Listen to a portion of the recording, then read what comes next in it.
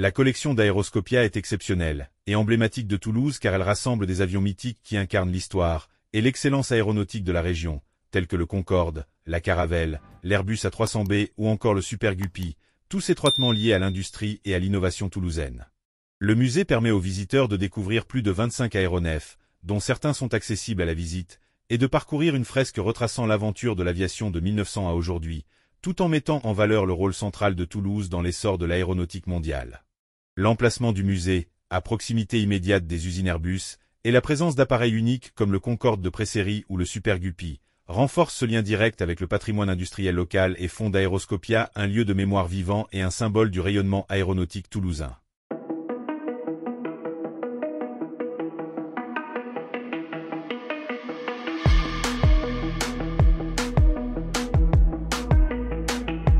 Commençons la visite guidée avec ce Super Guppy, basé sur le Boeing 377 Stratocruiser des années 1950, qui lui-même était dérivé du bombardier B-29 Superfortress ayant largué les 2 bombes atomiques sur le Japon.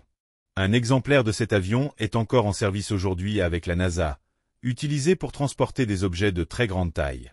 En fait, c'est le seul avion capable de transporter le 3e étage complet de la fusée Saturn V. Il y a ici tout un ensemble de raccordements au niveau de la charnière, qui doivent évidemment être très flexibles pour permettre à la porte de s'ouvrir. À cette époque, avant l'ère du fly-by-wire, les câbles de commande de vol reliant les commandes du cockpit aux surfaces de contrôle devaient passer par la porte. Mais ces câbles sont tellement précis qu'ils n'offrent aucune flexibilité. Il fallait donc les déconnecter et les reconnecter après chaque ouverture de la porte, une tâche incroyablement complexe mais essentielle.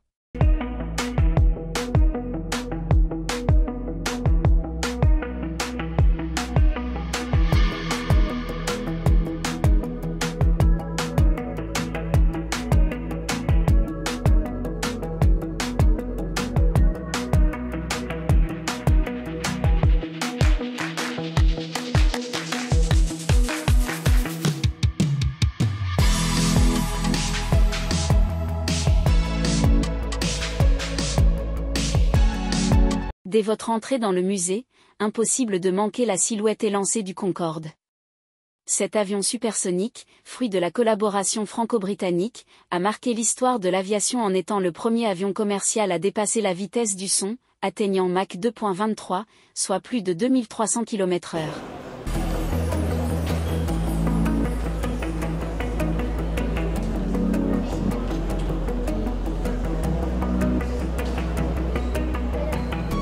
L'Airbus A300 est important non seulement parce qu'il est un succès commercial à part entière, mais aussi parce qu'il est le premier modèle du constructeur européen d'avions de ligne le plus prospère de l'après-guerre.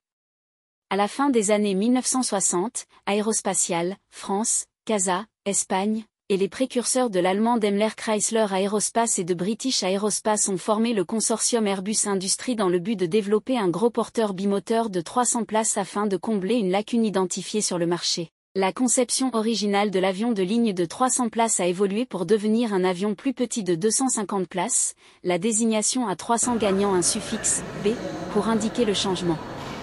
Le Falcon 10 est un biréacteur d'affaires développé par Dassault Aviation à partir de 1969, capable d'embarquer jusqu'à 7 passagers et 2 pilotes, avec une vitesse maximale de 912 km/h et une autonomie de 3480 km.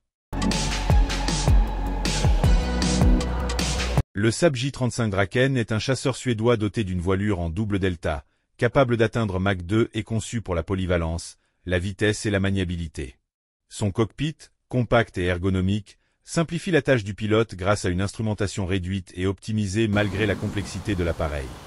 L'Airbus A380, exposé à Aeroscopia, est le plus grand avion de ligne civile jamais construit, un quadriréacteur long courrier à double pont capable d'accueillir entre 555 et 853 passagers selon l'aménagement, mesurant près de 73 mètres de long pour 80 mètres d'envergure et 24 mètres de haut, assemblé principalement à Toulouse à partir de sections fabriquées dans toute l'Europe, il se distingue par son autonomie de 15 000 km, ses moteurs puissants Rolls-Royce 3900 ou Engine Alliance GP 7200, et son aménagement intérieur spacieux offrant un confort inégalé, ce qui en fait une prouesse technologique et un symbole de l'expertise aéronautique européenne, visible de près au musée où l'on peut explorer ses 2 ponts, son cockpit et ses équipements d'essai, pour mieux comprendre les défis et les innovations de l'aviation moderne.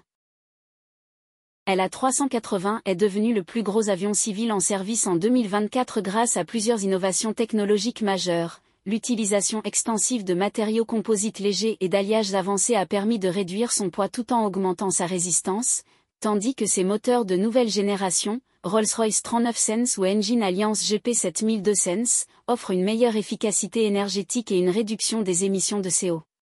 Son aérodynamique optimisée, avec des ailes de grande envergure et des dispositifs de pointe, améliore la portance et réduit la consommation de carburant. l'A380 intègre également des systèmes électroniques avancés pour la gestion du vol, la sécurité et le confort, ainsi qu'un double pont sur toute la longueur du fuselage, ce qui augmente considérablement la capacité de passagers tout en offrant des cabines spacieuses et modulables. Ces avancées ont permis à l'A380 de s'imposer comme une prouesse d'ingénierie et un symbole de l'innovation aéronautique européenne. Malgré l'euphorie initiale, la commercialisation de l'A380 ne se passe pas aussi bien que prévu.